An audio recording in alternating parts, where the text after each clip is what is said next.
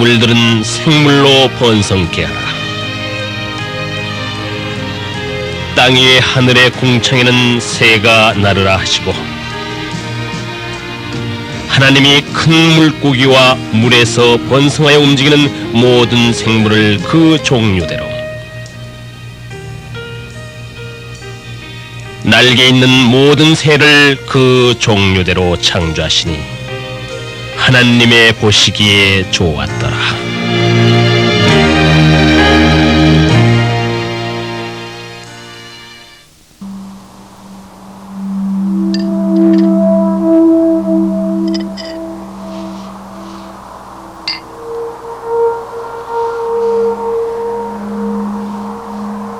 인류가 생명의 신비에 대해 추구하면 할수록 인간의 기원에 대한 탐구는 더욱 조급해집니다. 모든 생물은 어떤 단세포로 시작하여 점차적으로 진화되었을까요?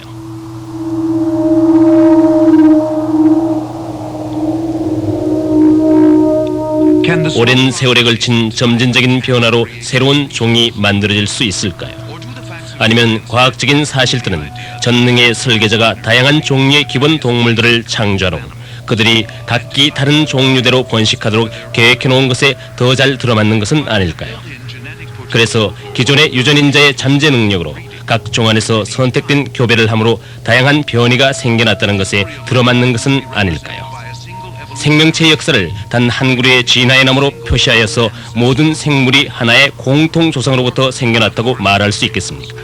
그렇지 않으면 숲에 나무들이 있는 것처럼 각각의 나무는 각기 다른 처음 종류를 나타내고 그 종류들은 그 종내에서 얼마든지 변화할 수 있는 능력을 갖고 있는 것은 아닐까요?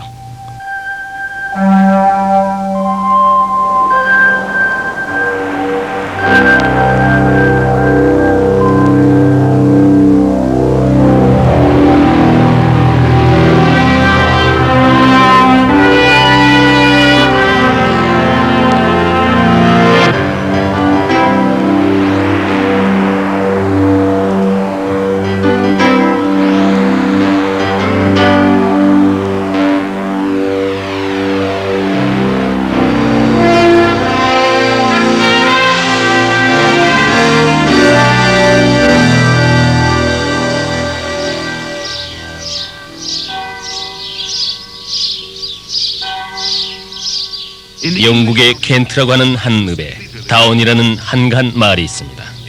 만약에 한 유명한 사람이 이곳에 살지만 않았더라도 여러분과 저는 전혀 이 마을에 대해 들어보지 못했을 것입니다.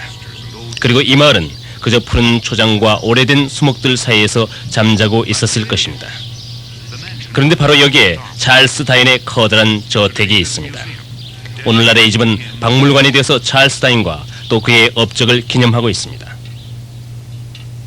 이 집의 서재에서 다인은 이 세상에 새로운 믿음을 낳게 한 책들을 썼습니다. 진부한다는 믿음, 원시적인 것으로부터 보다 높은 차원으로 발달해서 아무도 마침내 완전한 상태에 도달할 것이라는 믿음. 이 믿음은 어쩌면 한 새로운 종교와 같이도 들립니다. 그것은 바로 진화라고 불리워집니다. 저는 지금 찰스 다윈의 종의 기원을 갖고 있으며 1859년에 초간된 것입니다. 이 책이 출간되었을 때 온 세상이 떠들썩했습니다. 찰스 다윈은 과연 어떤 사람이었습니까? 찰스 다윈은 영국의 한 신사였습니다. 이 사람은 커서 에딘버러에서 의학을 2년 동안 수료했습니다. 그리고 캠브리지에서 신학을 하여 석사 학위를 받았습니다.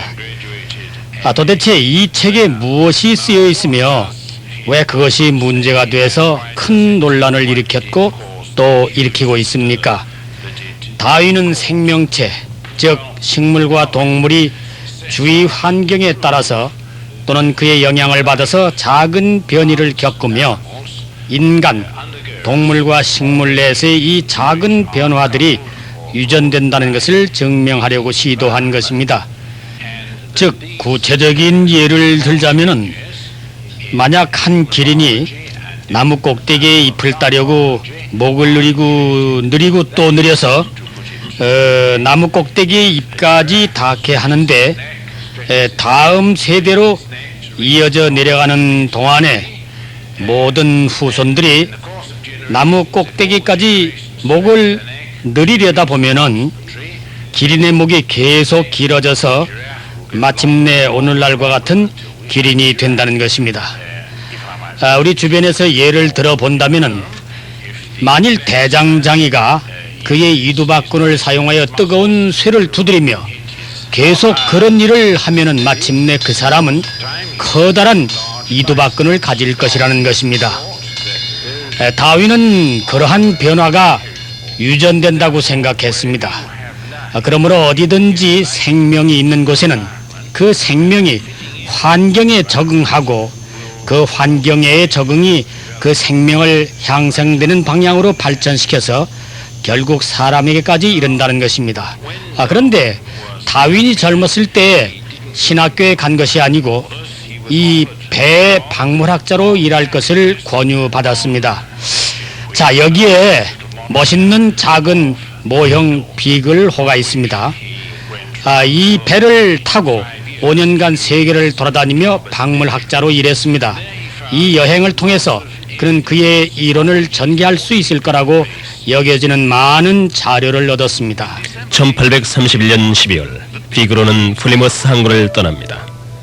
브라질 연안과 남미의 여러 곳들을 지나 배는 갈라파고스 제도에 도착합니다. 이 행기간 동안 다윈은 그곳의 지리를 연구합니다.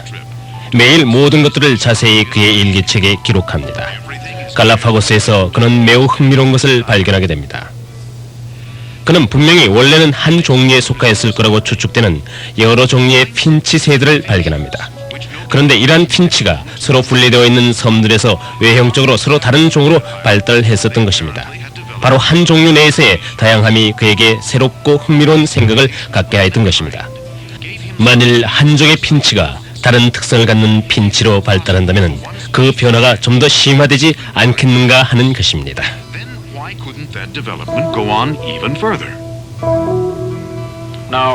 이제 그는 이러한 생각을 확대시켜서 핀치에서와 같은 한 종 또는 한 종류 내에서 국한되는 것이 아니고 불란서 사람이 즐겨 쓰는 변천설, 즉 한 종이 변화하여서 다른 고등한 종으로 되어서 마지막에는 이 원리에 의해서 아메바에서 사람이 된다고 하기에 이르렀습니다.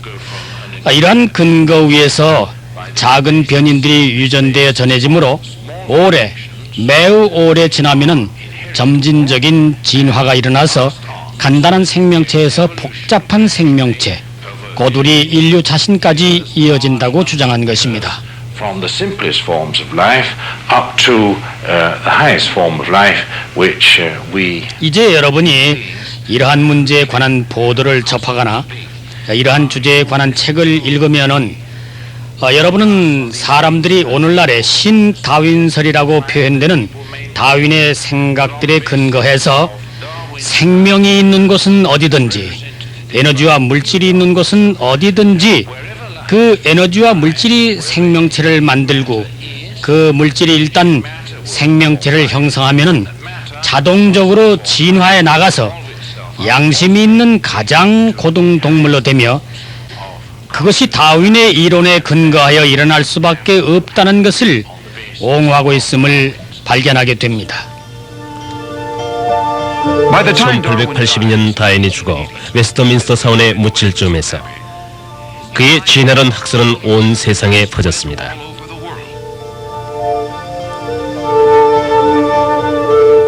유럽의 다른 곳인 브루노, 즉 현재 체코슬로바키아에 생물학에 관심을 가졌던 한 성직자를 찾을 수가 있었습니다.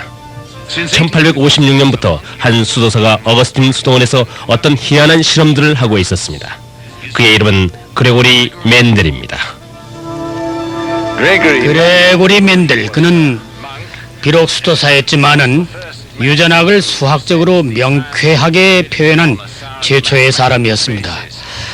이미 알려진 대로 그는 완두콩의 외소성과 다양한 색깔을 연구했고 변종의 분포와 변종의 다양함이 수학적 법칙에 완벽하게 맞아 들어간다는 것을 보여주었습니다. 만일 그의 연구가 다음 세기로 넘어갈 때까지 실로 50년간 잊혀지지만 않았더라도, 물론 그가 연구 결과를 발표했었지만은 잘 알려지지 않은 과학 논문지라서 누구도 관심을 갖지 않았습니다. 만일 그의 유전에 관한 과학적인 연구가 알려지기만 하였어도 그 후에 벌어진 종의 기원에 관한 수많은 억측들을 하지 않아도 되었을 것입니다. 멘델, 당시의 수도는 오스트리아 변두리에 있었습니다. 그리고 현재의 브루너는 그때 불륜이라 불렸습니다. 여기 조그만 텃밭에 그는 완두콩을 키웠습니다. 9년 후 1865년에 멘델은 그의 흥미진진한 새 발견에 대해 자신감을 갖고 발표하였습니다. 그는 완두콩 실험을 근거로 서로 다른 형질이 다음 세대에 어떻게 유전되어지는가를 수학적으로 예측할 수 있음을 완전히 확신하였습니다. 유전 형질은 사라지는 것이 아니며 심지어 다른 종류와 교배하더라도 그의 유전적인 형질은 계속 나타나게 됩니다. 그리고 언제, 심지어 어떻게 나타날 것인가도 예측 가능합니다. 그러나 그 당시 과학계에서는 대수롭지 않게 생각했습니다. 그래서 멘델은 별로 인정을 못 받고 1884년에 죽었습니다. 멘델의 그 유명한 유전 법칙이 정확하게 어떤 것입니까? 빨간색의 꽃과 노란색의 꽃을 예로 들면 이 꽃들이 사랑을 속삭이고 결혼을 해서 아이들을 가집니다. 아름다운 4개의 빨간 꽃들입니다. 때가 되어서 이 4자녀들도 또한 자녀를 갖게 되었습니다. 그런데 보십시오.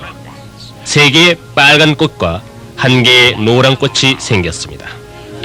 완전한 빨간색의 부모로부터 완전히 노란색의 자녀가 생긴 것입니다. 어떻게 이런 일이 일어날 수 있을까요?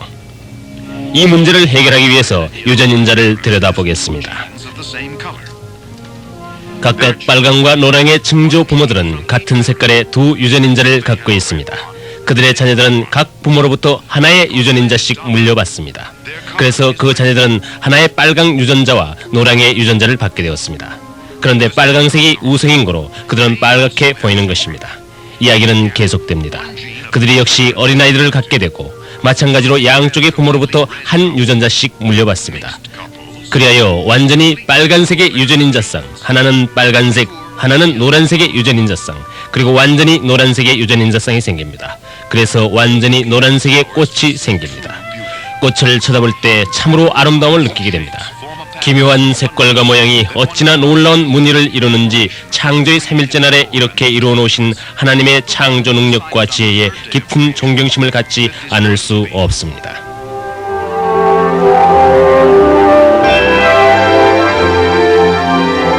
And God said, 하나님이 가라사대 땅은 풀과 씨 맺는 채소와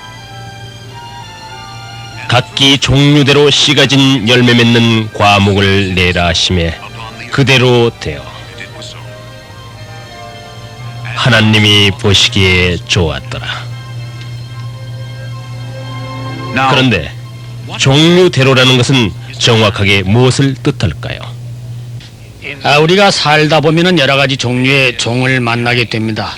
그래서 이 종이란 무엇이냐 하는 질문에 주목을 해봅시다. 이것은 참으로 어려운 질문입니다. 전문가들은 이 종이란 것이 서로 교배할 수 있는 유전인자들의 집단이라고 합니다. 무슨 뜻이냐 하면은 각 종류나 종은 그 근본적인 형태에 대한 설계도를 갖고 있다는 것입니다. 개라는 종류는 나름대로 독특한 설계도를 갖습니다. 승냥이가 여기에 속하고 늑대, 세인트 버나드개, 발발이 몸이 긴 땅개, 그리고 여러분들이 아는 모든 종류의 개가 여기에 속합니다. 개들은 서로 다르지만은 서로 교배할 수가 있습니다. 그래서 그들은 같은 종류에 속하며 혹은 서로 교배할 수 있는 유전인자의 집단에 속합니다. 만일 신체적인 차이가 아주 크지 않다면은 세인트 버나드개와 발바리를 서로 교배시킬 수가 있는 것입니다.